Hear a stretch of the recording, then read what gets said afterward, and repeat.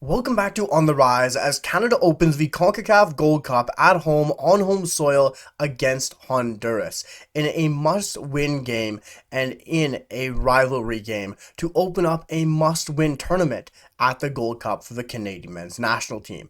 This is a very intriguing game because, of course, this rivalry was sparked all the way back in 2012. And can Canada rise above the occasion? Can they take the emotions out of it and play to their ability? Can they play away from the rivalry? Can they move away from the choppiness and physicality of Honduras? That will be yet to be seen. But there is so much intrigue around Canada against Honduras, the rivalry, the physicality, and can Canada continue that form from the Canadian Shield? We're going to break it down, guys, giving you guys my thoughts, predictions, lineups, and scores for Canada against Honduras. Before we do, guys, drop in the comments.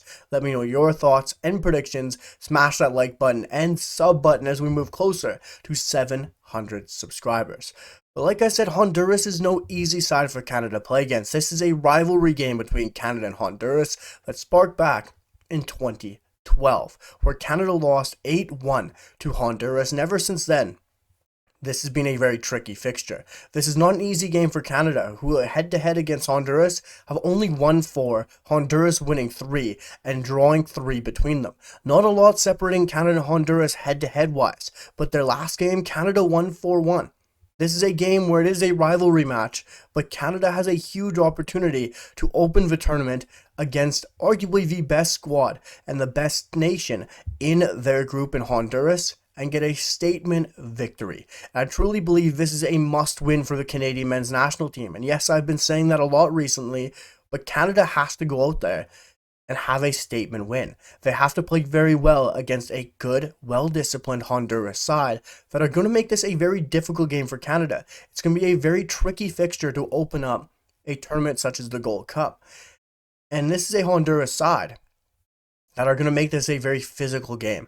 They're going to make this a very choppy game.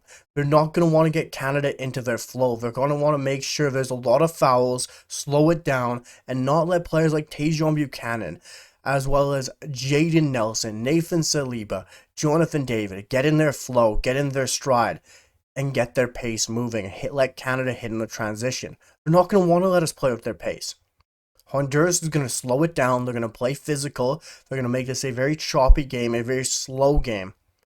And it probably won't be the prettiest game on paper to watch if Honduras can execute their game plan the way they want, the way they should and need to possibly get something out of this. But if Canada can play how we know they can, if they can rise to the occasion and put the emotions aside of the rivalry and play the way they were at the Canadian Shield and take that form against Ukraine, take what they learned against Cote d'Ivoire and bring it in the Concacaf Gold Cup, this is a great opportunity to beat the best side on paper in your group and make a statement win off the get-go at home, hopefully in front of a big crowd in Vancouver, and prove to your home fans that this team is legit. We're carrying that form and we're going to play very well at home once again on the West Coast, and prove it to our supporters that the Canadian Shield wasn't a fluke. Beating Ukraine wasn't a fluke. Getting a result against the AFCON champions wasn't a fluke, and prove it with a big win against Honduras would be a major statement. Because this is a side is going to be very physical, probably going to sit in a low block, which is what's going to be very interesting. Because if Honduras do sit in that low block, which I wouldn't be surprised, it'll be something that Canada has struggled to break down, which we've seen from Canada. When a side sits in a low block, they can't hit on transition, they can't use their pace as effectively. So we'll have to see players like Ismail Kone, Nathan Saliba, Jaden Nelson, Tajon Buchanan, Jonathan David dropping deep to use their ability to break down a low block, to play intricate, nice little passes, and break down a Honduras side who are probably going to sit back, soak up pressure, slow the game down, and take some fouls to make it a very difficult game for Canada. Because if any side has watched Canada play, you either play quickly through the press or you sit back and soak up the pressure and let Canada try to break you down. That is something we've seen under Jesse Marsh, under John Herdman, that Canada struggles to do. They can't break down that low block. They struggle to play intricately around the box, and sometimes it doesn't go their way. And if they can do that against Honduras, if they can play those nice little cute passes around the box, dribble very well, create chances on the edge of the box, and create clear-cut goal-scoring opportunities against Honduras, a side in a low block, would be a major step forward, especially moving on towards playing sides like Curacao, like El Salvador, and further sides in the knockout phases. If you can play through a low block, if you can play through sides that are going to say, here, have the ball, break us down, and finally prove yourself and do it against Honduras, who are a tricky side, who are a very difficult side to play against, would be a great step forward for Canada. And we also have to remember, Jesse Marsch isn't on the touchline for the first two games of the Gold Cup. He has carried that red card over from Nations League and will be watching in the stands. We'll be taking a tactical view from above with probably Kevin Blue up in the stands. So it'll be a very interesting opportunity for Mauro Biello, for Jesse Marsch to learn and experience from above, and for how the leaders on this team can rise to the occasion. How can players like Jonathan David on the pitch, Derek Cornelius, whoever the goalkeeper might be, Ismail Kone, how can these players rise to the occasion? How can they show their leadership when your manager isn't on the touchline? It's going to be a big statement to see how those players can play and how they can carry themselves with no Jesse Marsch on the touchline. Yes, it isn't a major change, but you don't have that voice in the dressing room. You don't have that voice on the touchline. So having Jonathan David, having Derek Cornelius, having these players step up is a major ask, and it'll be very exciting to see if they can do that. But we're going to move on to my lineup prediction, guys, because this gets very exciting. Because I probably pitched this lineup for the Canadian Shield, but it has to happen at the Concacaf Gold Cup. And you have to play with your best team available and give them their best chance at winning the Concacaf Gold Cup. So let's start with the goalkeeper, because the goalkeeper is truly a 1A, 1B toss-up, flip-a-coin decision. Maxime Crépeau played great against Ukraine. Dane St. Clair had very little to do against Côte d'Ivoire. I don't think there's much to split them, but Dane St. Clair, for me, is still the better goalkeeper here. He's still played better in the MLS and has a great chance to be an MLS All-Star this season. So for me, Dane St. Clair has to get the nod, and you have to choose one goalkeeper here to run with for the tournament, and I don't think you can flip-flop between matches. Stick with one goalkeeper, give them the confidence, and let them have their opportunity at the CONCACAF Gold Cup. For me, Dane St. Clair has got to be the man in goal. The back four is, for me, from right to left, Nico Sigor at right back, Luc de Fougerolles, Derek Cornelius, and Zorhan Bassong. This is a very intriguing back line. I don't know if Alistair Johnston's fit. I don't know if he's ready to suit up for this game. And if he is, I would start him at right back. But for now, I got Nico Sigor. He played very well against Côte d'Ivoire when getting his chance, getting his opportunity to be subbed on. And then also against Ukraine, Nico Sigor rose to the occasion, got the chemistry under his belt, worked his way into the game, and played very well at right back. So for me, he deserves a start at right back. Luc de Fougerolles, immense against Ukraine, had a very good performance, very composed on the ball, and wasn't scared to slow things down, which was a big thing that Canada needs to do at times. It's not 100 miles an hour constantly on the pitch. Sometimes you gotta slow it down, break up the game, take the pressure away, and Luc de Fougerolles did very well at doing that at only 19 years old. So for me, Luc de Fougerolles has to step in, he has to start in the replacement of Moise Bombito, and Derek Cornelius is a no-brainer for me. He starts at left center back, and a big question for me in the back five between the goalkeeper and back line is left back. No Sam Adekubi. Zorhan Bassong played fantastically well against Ukraine, and I believe he deserves a start, even though he was in a roster update. But also, there's Richie Laryea on the field. Do you go with Richie Laryea, the experience, the know-how, the player who's been here before and has that knowledge of being at a Gold Cup, a major tournament, and he's not a primary left back? Or do you go with Zorhan Bassong, who gave you a very good outing, a very good performance against Ukraine, and is an out-and-out natural left back and has a big tournament here to prove his worth, why he's the number 2 available? For me, I'm going with Zorhan Bassong. I still believe he has earned that position. He comes in, replaces Sam Adekubi, had a great game against Ukraine. This is his opportunity to prove and take that number 2 left back spot on this roster. But if you go with Richie Laryea, I don't think it's a bad decision either way.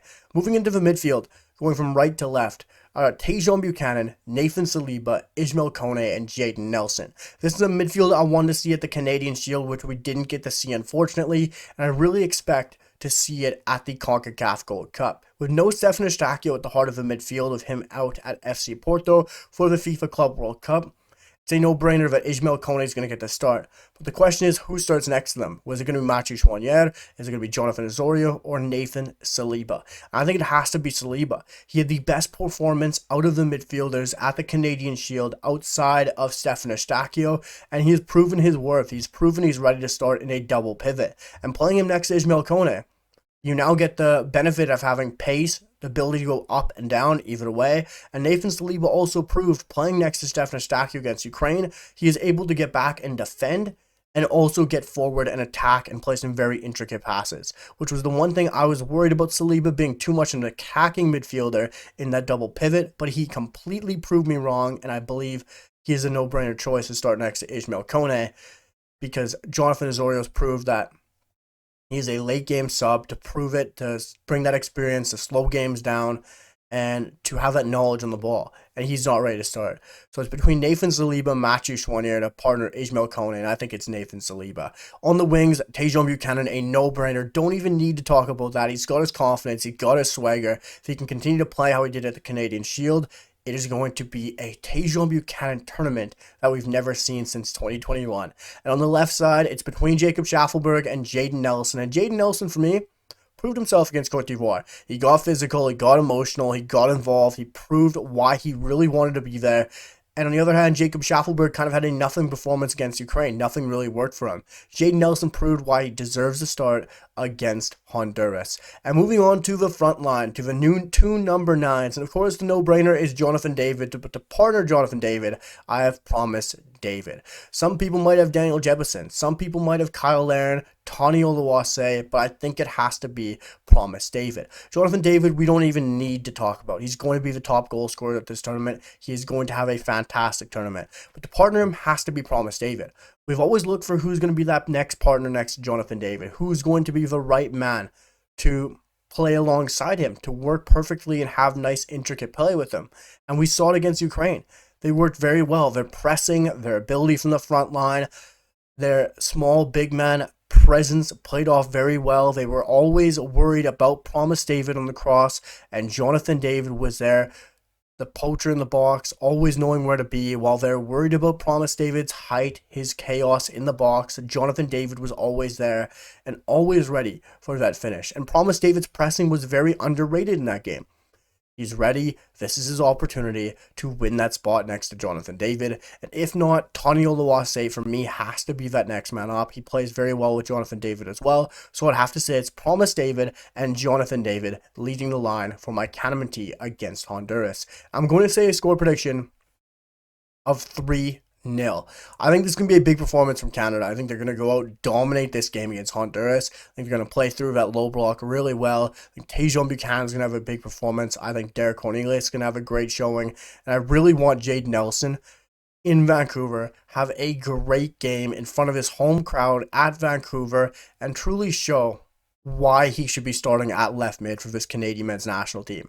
Because this is a great opportunity for him. And if he gets to start against Honduras in Vancouver, who's stopping him? He's going to have the confidence. He's going to play with swagger, the emotion. He's going to be ready. This is the opportunity Jaden Nelson's always wanted, and I think he's going to rise to the occasion against Honduras at home in Vancouver. Guys, let me know what you think down below. What were your thoughts on my predicted lineup? What were your thoughts on my general takes for the match? And giving me your lineup as well in the comments. I'd love to hear what you guys would change. Smash the like button, guys, if you're enjoying the content, the Canadian football that's happening, and hit that sub button, guys. We move closer to 700 subscribers and 1,000 as we build the best Canadian men's national team supporters YouTube channel out there, guys. And I truly appreciate the community we're building, because all of your comments, all your support is absolutely incredible, and I really appreciate it. But guys, I'll see you for the next one. Peace.